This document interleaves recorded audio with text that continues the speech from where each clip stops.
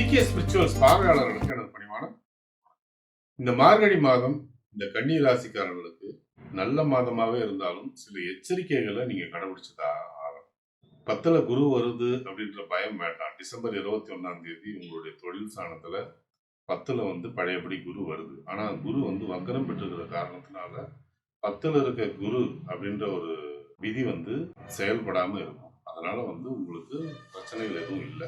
So குரு 2ஆம் இடத்தை பார்க்குது, தனம் வருமானத்தை அதிகரிக்கும். அதே நேரத்தில் உங்களுக்கு 4ஆம் இடத்தை பார்க்குது. இப்போ 4ஆம் இடத்தை பார்க்கும்போது இங்கே தான் எச்சரிக்கைக்குரிய ஒரு மணி அங்கே தான் இருக்கு. ஏன்னா 4ஆம் இடத்துல, அதாவது சுகஸ்தானத்தில் விரையாதிபதி சூரியனும் உங்களுடைய அஷ்டமாதிபதி செவ்வாயும் சேர்ந்து உட்கார்ந்து உங்களுடைய தொழில் ஸ்தானத்தை பார்க்குது.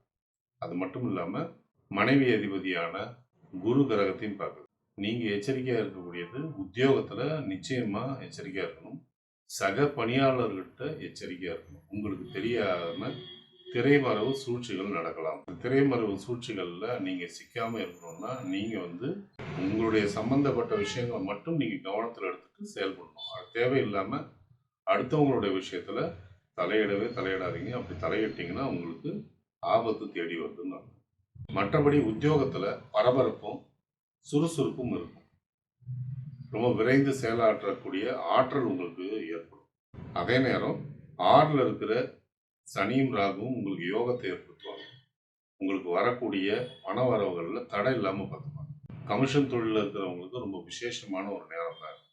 மர வேலை செய்கிறவங்க, ஆலயம் தொடர்பான தொழில்கள் செய்கிறவங்க, விவசாய தொழில் செய்கிறவங்க, சித்த மருத்துவத்தில் இருக்கிறவங்க, இயற்கை மருத்துவத்தில் இருக்கிறவங்க, ஆசிரியர் தொழிலில் பணிபுரியறவங்க, ஆடை ஆபரண தொழில் இருக்கக்கூடியவங்க, ஹோட்டல் சம்பந்தப்பட்ட தொழில் நடத்தக்கூடியவங்க, இரும்பு சம்பந்தப்பட்ட தொழில் நடத்தக்கூடியவங்க, கமிஷன் தொழில் நடத்தக்கூடியவங்க, இவங்களுக்கெல்லாம் ரொம்ப ஆதாயம் பலமா இருக்கு.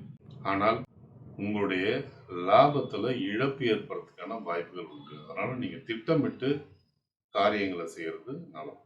குடும்பத்துல அமைதி நிலவுனாலும் கணவன் மனைவி கிட்ட கருத்து வேறுபாடுகள் வராம பார்த்துக்கிறது நல்லது. விட்டு கொடுத்து போற குணம் அவசியம். இளைய சகோதர சகோதரிகளால பாதிப்போ இழப்போ ஏற்படலாம்.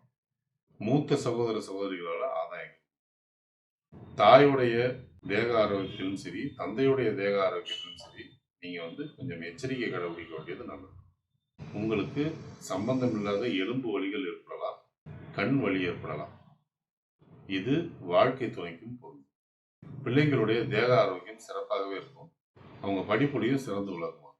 அதே நேரம் தங்கம் வாங்கறதுக்கும் இது உகந்த நேரம் இல்லை. அதுல இழப்புகள் ஏற்படுவதற்கு வாய்ப்பு இருக்கு. முக்கிய முடிவுகளை எடுப்பதற்கு சாதகமான நாட்களை தேர்வு செய்வது மிகவும் நல்லது. உங்களுக்கு நல்ல தசாபுத்தி நடந்து கொண்டிருந்தால் பலன்கள் இருமடங்காக மாறும்.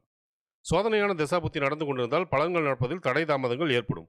பாதகமான நாட்களில் முக்கிய முடிவுகளை எடுக்காமல் இருப்பது மிகவும் நல்லது. ஒருவேளை உங்களுக்கு நல்ல தசாபுத்தி நடந்து கொண்டிருந்தால் இந்த நாட்களை பற்றின கவலைக்கு அவசியமே இல்லை.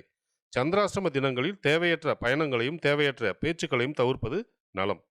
இந்த மாதம் உங்களுடைய நன்மை அதிகரிச்சுக்கிறதுக்கும் உங்களுடைய தீமைகளை நீங்க குறைச்சிக்கிறதுக்கும் நீங்க வழிபடக்கூடிய தெய்வம் சரபேஸ்வரர், புவனேஸ்வரி அம்மாள், வாராகி அம்மன்.